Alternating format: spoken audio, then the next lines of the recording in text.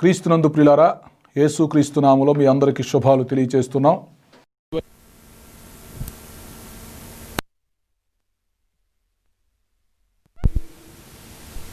మహోన్నతుడైన మా ప్రభువా, మీ ఘనమైన పాదములకు స్తోత్రం చెల్లిస్తూ ఉన్నాం. ఈ రాత్రికాల సమయంలో మీ వాక్యమును ధ్యానము చేయుటకు మీరిచ్చిన సమయమును బట్టి మిమ్మల్ని స్తుతిస్తున్నాం. మీ దాసునైన నేను మీ పక్షంగా నిలబడి మాట్లాడబోతుండగా నన్ను మీ బోరవలే వాడుకోండి. మీ మెల్లనైన స్వరాన్ని వినిపించి మాకు అవసరమైన సందేశాన్ని అందించమని మనం చేస్తున్నాం. పట్టబడిన కానుకలను కూడా దీవించి కానుకలతో పాటు మా హృదయాలు కూడా మీకు అర్పించుటకు సహాయం చేయండి. ఇచ్చిన వారికి తగు దీవెనలు దయచేయండి ప్రభువా. ఈ రాత్రికాల సమయంలో రాకడ సూచనలు అను గంభీరమైన అంశమును గూర్చి మేము ధ్యానం చేయబోతుండగా ప్రభు, మీరు మాతో మాట్లాడమని మనం చేస్తున్నాం. అనేక ఆత్మలు రక్షించబడినట్లుగా, అనేకులు మీ రాకడ కొరకు సిద్ధపడినట్లుగా సహాయం చేయండి. మాకు అవసరమైన సందేశం అందించి మీరే మహిమ పొందమని యేసు పరిశుద్ధ నామములో అడుగుచున్నాను తండ్రి, ఆమేన్. ప్రియులారా, యేసు క్రీస్తు నామములో మరొకసారి మీ అందరికీ నా హృదయపూర్వకమైన వందనాలు, శుభాలు, ఆహ్వానం తెలియచేస్తున్నాను. రండి, ఈ రాత్రి వేళ దేవుని వాక్యము లోపలికి వెళ్ళి దేవుని వాక్యాన్ని ధ్యానం చేద్దాం. గత 4 సంవత్సరాల నుండి ఒక అంశాన్ని మనం ధ్యానం చేస్తున్నాము. ఈ 5వ సంవత్సరం కూడా ఈ 5 రోజులు ఆ అంశాన్ని ధ్యానం చేయటానికి మనం ప్రయత్నం చేద్దాం. గత 4 సంవత్సరాల నుండి మనం ధ్యానం చేస్తున్న అంశం మీకు అందరికీ గుర్తు ఉండే ఉంటుంది. ఈ ప్రపంచ భవిష్యత్తులో క్రీస్తు రెండవ రాకడ పాత్ర. మన మూల అంశం ఈ ప్రపంచ భవిష్యత్తులో క్రీస్తు రెండవ రాకడ పాత్ర. అనగా ఈ ప్రపంచ భవిష్యత్తు ఎంతకాలం ఉండబోతుందో, రానున్న రోజుల్లో ఏమి జరగబోతుందో, యేసు క్రీస్తు వారి యొక్క రాకడ ఎప్పుడు వస్తుందో, ఆ రాకడకు సంబంధించిన గుర్తులేమిటో, సంఘము ఎప్పుడు ఎలా ఎత్తబడుతుందో, ఎత్తబడే సంఘము కొరకు మనం ఎలా సిద్ధపడాలో, ఇలాంటి ప్రాముఖ్యమైన విషయాలు మనం ధ్యానం చేస్తూ ఉన్నాం. గత 4 సంవత్సరాల్లో 4-5 20 వర్తమానాలు అందించడం జరిగింది. అయితే ఈ సంవత్సరం కూడా యేసుక్రీస్తు రెండవ రాకడను గురించి మరొక 5 వర్తమానాలు సిద్ధపరచడం జరిగింది. ఈ రాత్రి వేళ మనం ధ్యానం చేయబోతున్న అంశము ఈ ప్రపంచ భవిష్యత్తులో నుండి ఒక ఉపంశాన్ని తీసుకుంటున్నాం. అది రాకడ సూచనలు. జాగ్రత్తగా వినండి, రాకడ సూచనలు. ఈ రాత్రికాల సమయంలో యేసుక్రీస్తు వారి యొక్క రాకడ ఎప్పుడు వస్తుందో, ఆ రాకడ సమయంలో రాకడకు ముందు ఎలాంటి సూచనలు జరుగుతాయో ఈ రాత్రి మనం లోతుగా పరిశీలన చేయబోతున్నాం. జాగ్రత్తగా మీరు ఆలకించడానికి ప్రయత్నం చేయండి ప్రియులారా. యేసుక్రీస్తు రెండవ రాకడకు సంబంధించిన సూచనలు ఈ రాత్రి మనం ధ్యానం చేయబోతున్నాం. అయితే ఈ రాకడ సూచనలు చెప్పే ముందు ఒక విషయాన్ని మీకు గుర్తు చేసి నేను లోపలికి వస్తాను. యేసుక్రీస్తు వారు రెండవ రాకడ అనగానే మనం గుర్తుంచుకోవలసిన మొదటి విషయం ఏమిటంటే, యేసుక్రీస్తు రెండవ రాకడలో 2 దశలు ఉంటాయి. ప్రతి ప్రసంగంలో అది నేను గుర్తు చేస్తాను. ఈ ప్రసంగంలో కూడా గుర్తు చేస్తున్నాను. అది యేసుక్రీస్తు రెండవ రాకడకు ఒక సూత్రం. యేసుక్రీస్తు వారి యొక్క రెండవ రాకడలో 2 దశలు ఉంటాయి. ఒకటి రహస్య రాకడ, రెండవది బహిరంగ రాకడ. అయితే ఈ రెండింటిని కలిపి మనం ఒకే పేరుతో క్రీస్తు రెండవ రాకడ అని పిలుస్తున్నాం. కానీ దీనిని వివరంగా ధ్యానం చేసేటప్పుడు రహస్య రాకడ ఉంది, బహిరంగ రాకడ ఉంది. ఈ రెండిటికి మధ్యలో 7 సంవత్సరాల గ్యాప్ ఉంటుందని మనం గుర్తుంచుకోవాలి. యేసుక్రీస్తు వారి యొక్క రెండవ రాకడలో మొదట రహస్య రాకడ వస్తుంది. ఆ రహస్య రాకడలో యేసుక్రీస్తు వారు మధ్యాకాశానికి వచ్చి బోర ఊదుతారు. అప్పుడు సంఘం ఎత్తబడుతుంది. దీనిని రహస్య రాకడ అంటాం. సంఘము ఎత్తబడిన తర్వాత 7 సంవత్సరాల గ్యాప్ వస్తుంది. ఈ 7 సంవత్సరాల కాలములో ఎత్తబడిన సంఘం క్రీస్తు న్యాయపీఠము దగ్గర నిలబడి బహుమానాలు తీసుకుంటుంది. ఎడవబడిన ప్రజలు అదే 7 సంవత్సరాల కాలంలో భయంకరమైనటువంటి శ్రమలు అనుభవిస్తారు. ఈ 7 ఏళ్ళు గడిచిన తరువాత యేసుక్రీస్తు వారి యొక్క బహిరంగ రాకడ జరుగుతుంది. అనగా యేసుక్రీస్తు వారు పరలోకంలో నుండి బయలుదేరి ఎత్తబడిన సంఘమును వెంటబెట్టుకొని డైరెక్ట్గా భూమి మీదకు దిగొస్తారు. దానినే క్రీస్తు బహిరంగ రాకడ లేక క్రీస్తు ప్రత్యక్షత అంటారు. అప్పుడు ప్రకటన గ్రంథం 1:7 నెరవేరుతుంది. ఇదిగో ఆయన మేఘారూహుడై వచ్చుచున్నాడు, ప్రతి నేత్రము ఆయనను చూచును, ఆయనను పొడిచిన వారును చూచెదరు, భూజనులందరూ ఆయనను చూచి రొమ్ము కొట్టుకుంటారు. ఎప్పుడనగా యేసుక్రీస్తు వారు బహిరంగముగా ప్రత్యక్షమయ్యేటప్పుడు. కాబట్టి ఈ విధంగా యేసుక్రీస్తు వారి యొక్క రెండవ రాకడలో 2 దశలు ఉంటున్నాయి. ముందు రహస్య రాకడ వస్తుంది. రహస్య రాకడలో సంఘం ఎత్తబడుతుంది. ఆ తర్వాత 7 సంవత్సరాల కాలం పడుతుంది. తర్వాత యేసుక్రీస్తు వారు ఎత్తబడిన సంఘాన్ని వెంటబెట్టుకొని డైరెక్ట్గా ఆయన భూమి మీదకి వచ్చి హరుముగిద్దోని యుద్ధము చేసి ఈ ప్రపంచమును స్వాధీనం చేసుకొని ఈ ప్రపంచమంతటిని 1000 సంవత్సరాలు పరిపాలించబోతున్నారు. ఇది భవిష్యత్తులో జరగబోతున్న సంభవం.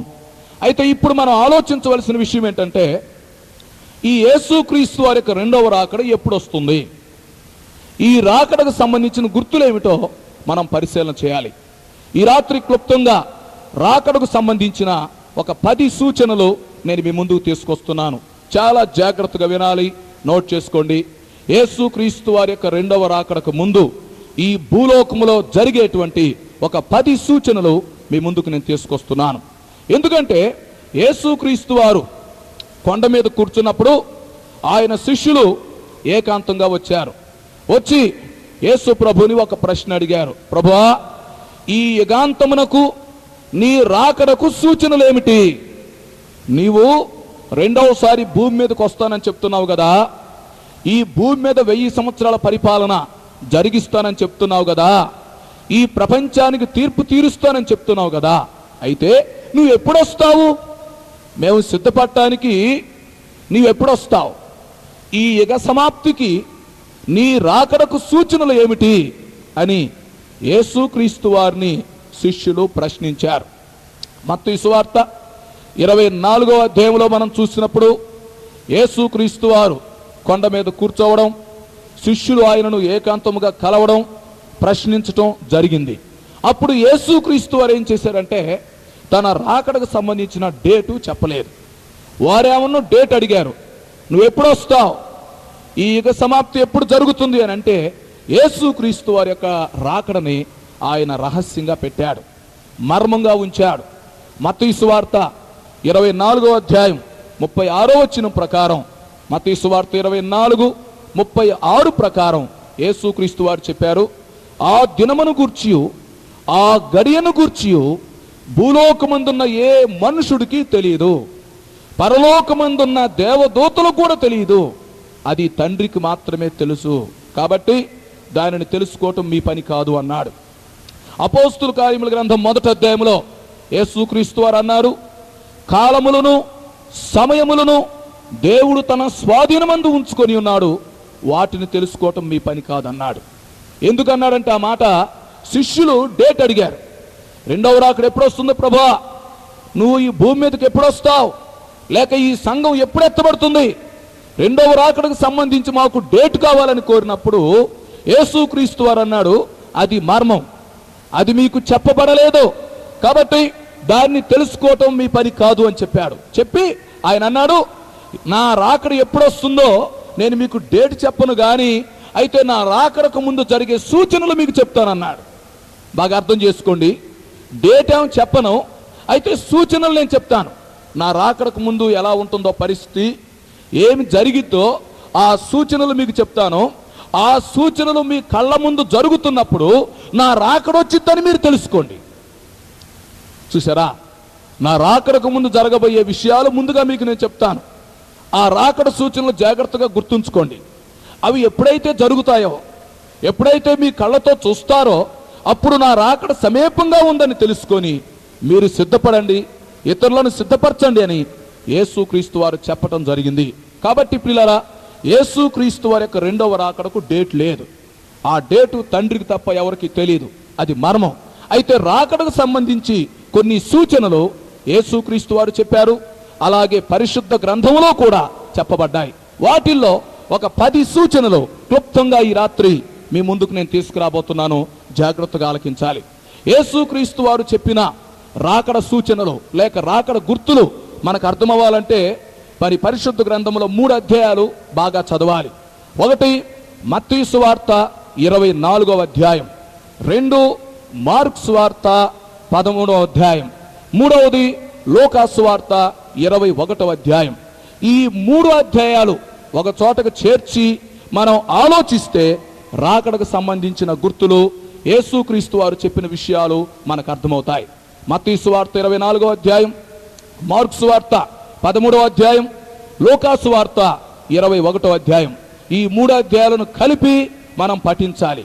ఈ 3 అధ్యాయాల్లో యేసుక్రీస్తు వారు తన రాకడకు ముందు చెప్పినటువంటి సూచనలు వివరంగా రాయబడ్డాయి.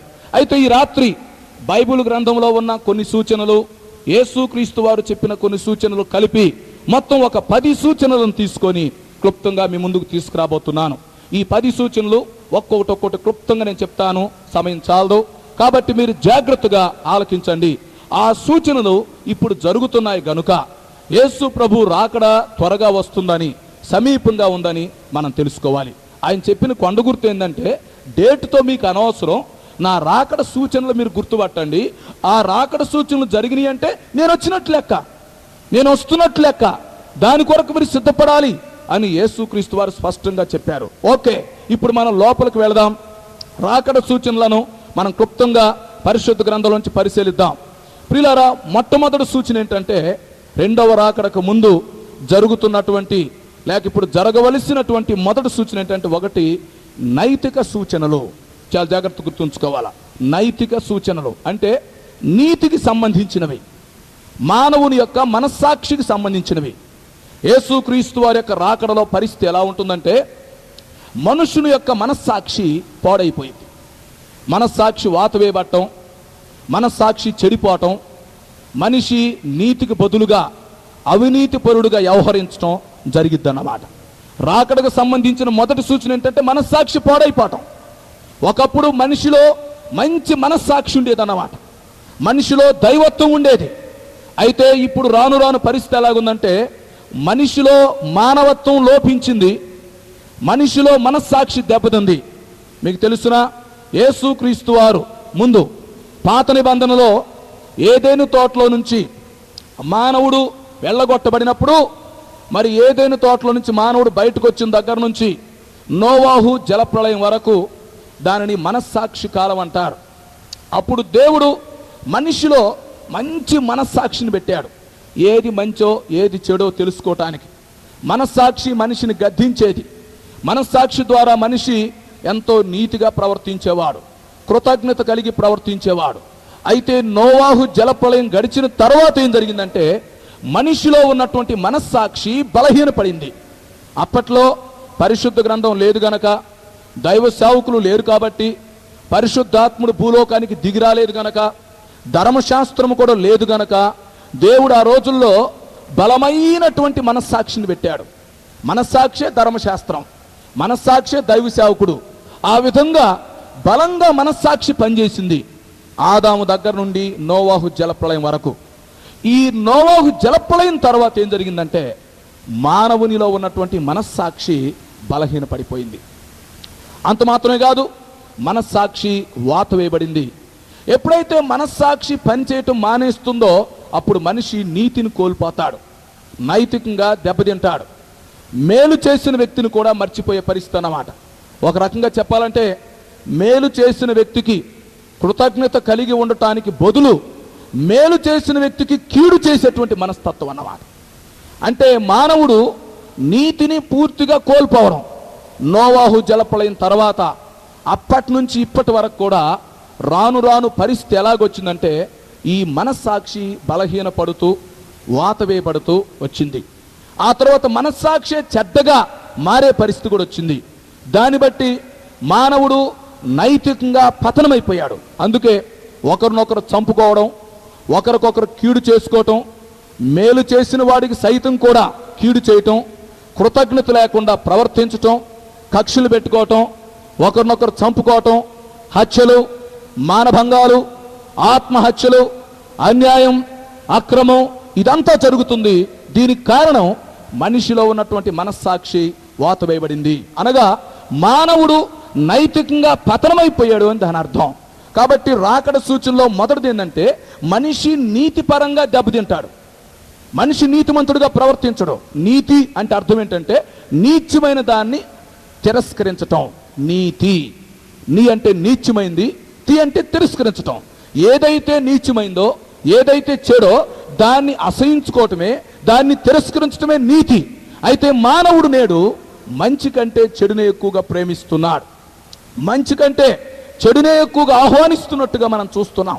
ఒకవైపు ఆత్మహత్యలు జరిగిపోతున్నాయి, ఒకవైపు నరహత్యలు జరిగిపోతున్నాయి, ఒకవైపు అక్రమ సంబంధాలు ఎక్కువైపోతున్నాయి, రహస్యంగా పాపం జరుగుతుంది, అన్యాయం జరుగుతుంది, ఒకరికొకరు కీడు చేసుకుంటున్నారు, ఒకరినొకరు మోసం చేసుకుంటున్నారు. ఇదంతటి కారణం ఏంటంటే మనిషిలో ఉన్నటువంటి మనస్సాక్షి పాడైపోయింది. మనిషి నైతికంగా పతనమయ్యాడు. కాబట్టి యేసుక్రీస్తు వారి యొక్క రెండవ రాకడకు ముందు కొన్ని సూచనలు జరుగుతాయి. వాటిల్లో ఒకటి నైతిక సూచనలు. అంటే మనిషి నీతి పరంగా దెబ్బతింటాడు, మనిషిలో ఉన్నటువంటి నీతిని కోల్పోతాడు. మనిషి మనస్సాక్షిని కోల్పోయే పరిస్థితిని మరి నైతిక పరిస్థితి అంటారు. కాబట్టి మానవుడు నైతికంగా దెబ్బతిని, ఒక్క మాటలో చెప్పాలంటే మానవుడే ఒక పశువులాగా, మానవుడే ఒక క్రూర మృగంలాగా ప్రవర్తించే పరిస్థితి ఏర్పడింది అన్నమాట. మనిషిలో దేవుడు మానవత్వాన్ని పెట్టాడు, మనిషిలో దైవత్వం ఉంది. అయితే మానవుడు దైవత్వాన్ని మానవత్వాన్ని రెండు కోల్పోయి మానవుడు ఈనాడు పశుప్రాయుడుగా, కఠినుడుగా ప్రవర్తిస్తూ ఉన్నాడు. దీనికి కారణం నైతికంగా దెబ్బతిన్నాడు. అందువల్ల మానవుడు ఎప్పుడైతే నైతికంగా దెబ్బతింటాడో అప్పుడు ప్రభు రాకడ వస్తుందని మరి వాక్యంలో మనం గుర్తిస్తాం. కాబట్టి యేసుక్రీస్తు రెండవ రాకడకు సంబంధించి అనేకమైన సూచనలు ఉన్నాయి. వాటిల్లో మొదటిది నైతిక పరమైనటువంటి సూచనలు. అవి ఇప్పుడు జరుగుతున్నాయి. మానవ జాతిలో, ఈ సమాజంలో నీతి లోపించింది గనక అక్రమం వచ్చేసింది. యేసుక్రీస్తు వారు చెప్పారు, అక్రమం విస్తరించుట ద్వారా అనేకుల ప్రేమ చల్లారితి అని చెప్పాడు. నేను వచ్చే ముందు, నా రాకడకు ముందు అక్రమం విస్తరిస్తుంది, అనేకుల ప్రేమ చల్లారిపోతుంది అని యేసుక్రీస్తు వారు మత్తయి సువార్త 24:12 చెప్పాడు. అక్రమం విస్తరించడం అంటే అర్థం ఏంటంటే నీతి లోపించటం అని అర్థం. నేను వచ్చే ముందు, నా రాకడకు ముందు అక్రమం విస్తరించిద్ది, అనేకులలో ఉన్న ప్రేమ చల్లారిపోయిద్ది. మనుషుల్లో క్రమశిక్షణ ఉండదు, మనుషుల్లో నీతి ఉండదు, మనుషులు మనస్సాక్షికి కట్టుబడి ఉండకుండా తన ఇష్టానుసారంగా జీవిస్తారు అని యేసు ప్రభు చెప్పిన మాటలో అక్షరాల జరుగుతున్నాయి గనక ప్రభు రాకడ సమీపంగా ఉందని మనం తెలుసుకోవాలి. ఇక రెండవది ప్రియులారా, మనం ఆలోచిస్తే రెండవది రాజకీయ సూచనలు. ఒకవైపు నీతిపరంగా మానవుడు దెబ్బతినిపోయాడు, రెండవది రాజకీయ సూచనలు. అనగా రాజ్యాలు, ప్రభుత్వాలకు సంబంధించి కూడా పరిశుద్ధ గ్రంథం ముందుగానే చెప్పబడింది. దానియేలు గ్రంథంలో మనం చూసినప్పుడు దానియేలుకి ఒక దర్శనం కనపడింది. ఆ దర్శనంలో దానియేలు ఒక విగ్రహాన్ని చూశాడు. అది పంచలోహాలతో చేయబడినటువంటి విగ్రహం. తల బంగారముతో, భుజాలు వెండితో, మరి పొట్ట ఇత్తడితో, పాదాలు మరి కాళ్ళు ఇనుముతో, పాదాలు మట్టితో చేయబడినట్టుగా మనం చూస్తాం. ఈ విధంగా పంచలోహాలతో చేయబడినటువంటి విగ్రహాన్ని దానియేలు తన దర్శనంలో చూడటం జరిగింది. అదే దర్శనాన్ని నెబుకద్నెజరు కూడా చూడటం జరిగింది. ఆ దర్శనం ప్రకారం రాజకీయ పరిస్థితులు ఇప్పుడు నెరవేరుతున్నాయి. సింహం అనగా బబులోను సామ్రాజ్యం పతనమైపోయింది. వెండి అనగా మాదీయ పారసిక సామ్రాజ్యం, దానికంటే కొంచెం బలహీనమైంది, అది పతనమైపోయింది. ఇత్తడి అనగా అలెగ్జాండర్ గ్రీక్ సామ్రాజ్యం, అది పతనమైపోయింది. ఇనుము అనగా రోమా సామ్రాజ్యం, అది పతనమైపోయింది. ఇక మిగిలింది మట్టి, పాదాలు మట్టి. ఆ మట్టి ప్రజాస్వామ్య రాజ్యాలు అన్నమాట. అంటే యేసుక్రీస్తు రెండవ రాకడకు ముందు ప్రపంచమంతటా ప్రజాస్వామ్య రాజ్యాలు ఉంటాయి అని దానియేలు చూసిన దర్శనం యొక్క భావం. ఈ ప్రపంచం ముగించబడబోయే ముందు, యేసుక్రీస్తు రెండవ రాకడకు ముందు అన్ని ప్రభుత్వాలు పతనమైపోయి చివరికి ప్రజాస్వామ్యాలు మిగిలిపోతాయి. ప్రజాస్వామ్యమే ప్రపంచానికి చివరి ప్రభుత్వం. ప్రజాస్వామ్యాలు వచ్చినాయి అంటే రాకడొచ్చినట్టు లెక్క. అది రాకడ సూచనలో. అయితే నేడు రాజరిక ప్రభుత్వాలు పోయినాయి, భూస్వాముల ప్రభుత్వాలు పోయినాయి, కమ్యూనిస్టు ప్రభుత్వాలు పోయినాయి, ఆ తర్వాత రాజరిక ప్రభుత్వాలు పోయినాయి, సోషలిస్టు ప్రభుత్వాలు పోయినాయి. ఇప్పుడు ప్రస్తుతం ఎలాగుందండి పరిస్థితి? ప్రపంచం అంతటా కూడా ప్రజాస్వామ్య ప్రభుత్వాలు ఏర్పడ్డాయి. ఎలక్షన్స్ పెట్టుకోవటం, ఎలక్షన్లో ఎన్నుకోవటం, ఎవరికి ఎక్కువ మెజార్టీ వస్తే వారు నాయకత్వం చేయటం, వారు అధికారులుగా చలామణి అవటం. ఈ విధంగా నేడు ప్రపంచంలో ఎక్కడ చూసినా కూడా ప్రజాస్వామ్య ప్రభుత్వాలే పెత్తనం చేస్తూ ఉన్నాయి. ఇప్పుడు ప్రపంచంలో ఇంచుమించుగా ఎక్కువగా ప్రజాస్వామ్య ప్రభుత్వాలు ఉన్నాయి. మీరు గ్రహించాల్సిన సంగతి ఏంటంటే ప్రజాస్వామ్య ప్రభుత్వాలు అనగా రాకడకు సూచన. ఇక ఈ ప్రజాస్వామ్య ప్రభుత్వాలు కూడా పతనమైపోయినాయి అనుకోండి, ఇక నెక్స్ట్ ఇంకే ప్రభుత్వాలు రావు. ఒక రకంగా చెప్పాలంటే ఇప్పుడు ప్రజాస్వామ్యాలు కూడా పతనమైపోతున్నాయి. ఎందుకంటే ఎలక్షన్లో ఓట్లేసి ఎన్నుకుంటున్నాం, అయితే ఏ పార్టీకి పూర్తి మెజార్టీ రావట్లేదు. ఏ పార్టీకి పూర్తి మెజార్టీ రాకపోవటం వల్ల కొన్ని పార్టీలు కలిసి ప్రభుత్వాన్ని చేస్తున్నాయి. ఆ ప్రభుత్వం ఎప్పుడు మధ్యలో పడిపోయిందో తెలియదు. ఒక పార్టీ బయటికి వెళ్ళిందంటే, మెజార్టీ కోల్పోయిందంటే ప్రభుత్వం పడిపోయింది, మరలా మధ్యాంతర ఎన్నికలు పెడుతున్నారు. ఈ విధంగా రాను రాను రోజుల్లో పరిస్థితి ఎలా ఉంటుందంటే ఎలక్షన్ మీద ప్రజలకు ఇసుకెత్తుతుంది, ఓటు విలువ పడిపోతుంది, ఓటు అమ్ముడుపోతుంది. ఏ పార్టీకి పూర్తి మెజార్టీ రాదు, ఏ ప్రభుత్వం కూడా పూర్తిగా పరిపాలన చేయలేదు. దాన్ని బట్టి ఏమైందంటే ఇంకా ఎలక్షన్ వల్ల ప్రయోజనం లేదు, లేక ప్రజాస్వామ్యం వల్ల ప్రయోజనం లేదు అని ప్రజలకు అనిపిస్తుంది. అప్పుడు ప్రజలందరూ ఏమనుకుంటారంటే ఎవరన్నా ఒక నాయకుడు లేక ఒక నియంత వచ్చి ఈ ప్రపంచాన్ని పరిపాలిస్తే బాగుండు అనుకుంటారు.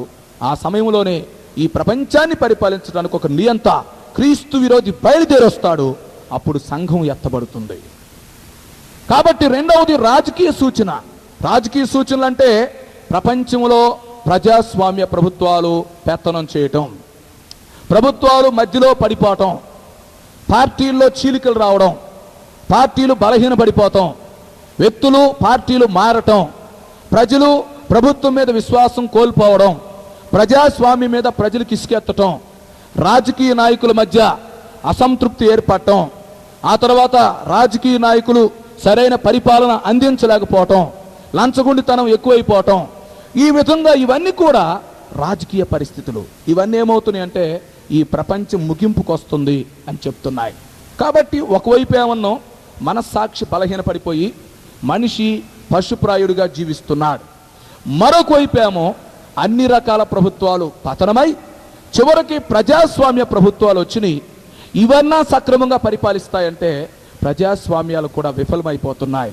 ఇక ప్రజాస్వామ్యం విఫలమైందంటే రాకడ వచ్చినట్టే గుర్తు, అర్థం చేసుకోండి. మూడవది పిల్లరా, మూడవది ఆర్థిక సూచనలు. అంటే డబ్బుకు సంబంధించింది. బాగా అర్థం చేసుకోండి. పరిశుద్ధ గ్రంథంలో నుంచి అన్ని విషయాలు మీ ముందుకు తీసుకొస్తున్నాం. ఆర్థిక సూచనలు అంటే డబ్బుకు సంబంధించింది. రెండవ రాకడ వచ్చే ముందు పరిస్థితి ఎలా ఉంటుందంటే డబ్బుకు విలువ ఉండదు, డబ్బుకు విలువ ఉండదు. ఇప్పుడు అడుక్కునేవాడికి ₹1 కంటే తక్కువ ఇస్తే వాడు కూడా ఇసిరి కొడుతున్నాడు. ₹1 కంటే తక్కువ ఇస్తే వాడు తీసుకోవట్లేదు. డబ్బుకు విలువ లేదు. కారణం ఏంటంటే మనుషులు ఎక్కువగా కొనటానికి అమ్మటానికి ఇష్టపడతారు కనుక, ప్రపంచం వ్యాపార ప్రపంచంగా మారింది కనుక, ప్రతి వ్యక్తి లాభం కొరకు ఎదురు చూస్తాడు కనుక డబ్బుకు విలువ ఉండదు. అదే సమయంలో ఏం జరిగిందో తెలుసా? ఇక్కడ విచిత్రం ఏంటంటే ఒకవైపు ఏమన్నా డబ్బుకు విలువ లేదు, ఉన్నవాడేమో రోజు రోజుకు ఉన్నవాడైపోతున్నాడు, లేనివాడేమో రోజు రోజుకు పేదవాడైపోతున్నాడు. జకర్యా గ్రంథం లెక్క ప్రకారం ఒకవైపు డబ్బులు దొరక్క మనుషులు బాధపడతా ఉంటే, మరొక వైపు డబ్బుకు విలువ లేని పరిస్థితిలో జకర్యా చెప్పినట్టుగా అంచె దినాల్లో కూలి కూడా దొరకదు అని చెప్పాడు. ఒకవైపు ఏమో డబ్బుకు విలువ లేదు, సరే డబ్బు సంపాదిద్దామని పేదవాడు వెళదామని చూస్తే కూలి కూడా దొరకట్లేదు. ఎందుకు కూలి దొరకదు అన్నాడంటే దాని భావం అంచె దినాల్లో కంప్యూటర్స్ వస్తాయి, అంచె దినాల్లో యంత్రాలు వస్తాయి, వాహనాలు వస్తాయి. ఇవేం చేస్తాయంటే మనుషులు చేయవలసిన పని అవి చేస్తాయి కనుక మనుషుడికి ఉద్యోగ అవకాశాలు ఉండవు, మనుషుడికి కూలి దొరకదు. ఉదాహరణకి ఒక 10 మంది ఆఫీసులో కూర్చొని చేయవలసిన పని ఒక కంప్యూటర్ చేసేసిద్ది. ఒక కంప్యూటర్ని ఆఫీసులో పెట్టుకుంటే 10 మంది పని చేసేస్తుంది కనుక 10 ఉద్యోగాలు పోయినట్టేగా. అసలుకే జనాభా ఎక్కువైపోయారు, నిరుద్యోగ సమస్య పెరిగిపోతుంది. అదే సమయంలో కంప్యూటర్ని తీసుకొచ్చి ఆఫీసులో పెట్టేసరికి మరొక 10 ఉద్యోగాలు పోయినాయి. అంటే మానవుడికి కూలి దొరకట్లేదు. బిఏలు చదివి ఎంఏలు చదివి ఉద్యోగాల కోసం ఎదురు చూస్తూ ఉన్నారు. సరే, పేదవాడు కూలి పని చేద్దామని వెళితే అతడు కూలి పని చేసే పని లేకుండా యంత్రాలు వచ్చేసినాయి. కోత కొయ్యటానికి, కుప్పు కొట్టడానికి, నాటేయటానికి అన్ని యంత్రాలు వచ్చేసినాయి. తెలుసునా? యంత్రాల వల్ల ఏమవుతుందంటే తక్కువ ఖర్చుతో తక్కువ టైంలో ఎక్కువ పని జరిగిపోతుంది.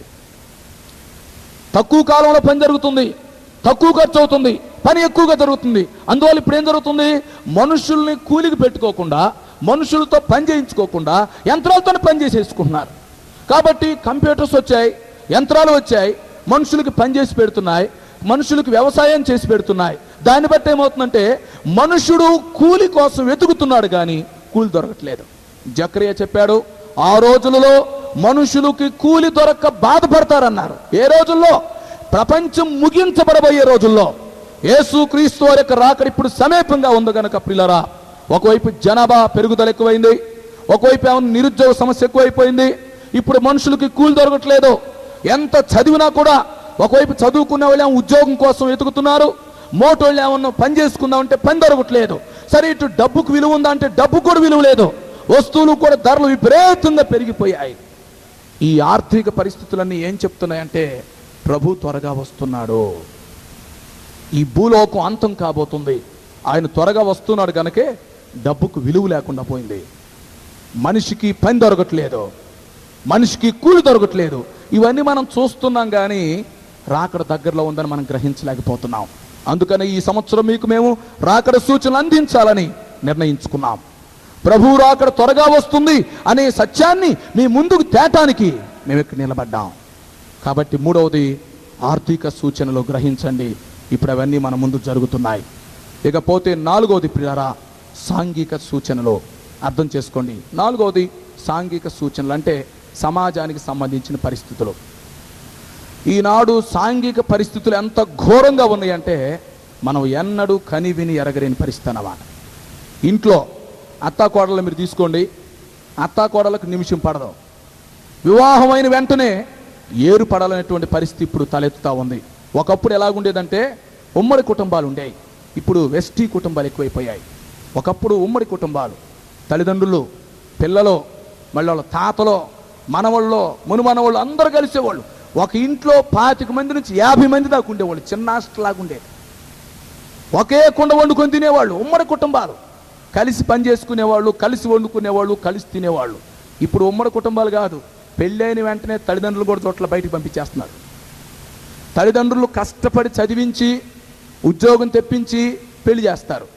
పెళ్ళైన వెంటనే ఏం చేస్తాడంటే ఆ కట్టిన ఇంట్లో ఈయనుండి వచ్చిన ఉద్యోగం ఈయన తీసుకొని తల్లిదండ్రులు బయటికి వెళ్ళగొట్టేస్తాడు. పరిస్థితి చాలా దారుణంగా తయారైంది. కారణం తల్లిదండ్రుల్ని చూడరు నేటి సమాజంలో. ఆ తర్వాత అత్తాకోడలకు ఒక్క నిమిషం కూడా పడదు. అత్తాకోడల మధ్య భర్త నలిగిపోతాడు. ఇటు తల్లికి సమాధానం చెప్పాలా, అటు భార్యకి సమాధానం చెప్పాలా అర్థం కాని పరిస్థితి. అంటే సాంఘిక పరిస్థితులు ఎట్లా ఉన్నాయో మీకు నేను వర్ణిస్తున్నాను. దీనికి తోడు ఒకవైపు కులపిచ్చి. ఈ కులపిచ్చి ఎట్టాడిదంటే ఒక గజ్జి అన్నమాట. గజ్జి పట్టినోడు ఎట్ట గీక్కుంటాడో సిగ్గు లేకుండా ఈ కులపిచ్చి బట్టి ఈ మధ్య కులానికి ఒక సంఘం ఏర్పడతా ఉన్నాయి. కులం చెప్పుకోవడానికి సిగ్గు లేకపోతే సరే కులానికి ఒక సంఘం ఏర్పడతా ఉన్నాయి. ఒకప్పుడు సమాజంలో ఉండేది కులం. సమాజంలో కొన్ని వర్గాలుగా తయారై ఏ వర్గం వారు ఆ కులంగా తయారయ్యేవాళ్ళు. ఒక్కొక్క కులం వారు ఒక వర్గంగా తయారయ్యేవారు. అయితే సమాజంలోనే కాకుండా ఇప్పుడు సంఘాల్లో కూడా క్యాస్ట్ ఫీలింగ్ తీసుకొచ్చారు. సంఘాలు ఈ కులం వాళ్ళు ఒక సంఘం, ఆ కులం వాళ్ళు ఒక సంఘం, ఈ కులం వాళ్ళు ఒక సంఘం, ఆ కులం ఒక సంఘం. మరి పాస్టర్లు అట్ట ఎందుకు తయారు చేస్తున్నారు నాకు అర్థం కావట్లా. విశ్వాసులు అట్ట ఎందుకు తయారవుతున్నారు నాకు అర్థం కావట్లా. అంటే ఈ కులం అనేది అటు సమాజంలోకి వచ్చింది, ఇటు సంఘంలో కూడా చొరబడింది. ఒకవైపు ఏమన్నా తల్లిదండ్రులను చూడలేదు, ఒకవైపు ఏమో అత్తాకోళ్ళకు నిమిషం పడదు, భర్త ఇసిగిపోతున్నాడు. ఇటు చూస్తే నేను కులపిచ్చి ఎక్కువైపోయింది. సమాజంలో కులం తన్నుకుంటున్నారు. ఇటు సంఘాల్లో కూడా కుల భేదంతో సంఘాలు విడిపోతున్నాయి, సంఘాలు చీలిపోతున్నాయి. ఇటు చూస్తే వివాహం చేద్దామని ఆలోచిస్తే వరకట్నాలు ఎక్కువైపోయినాయి.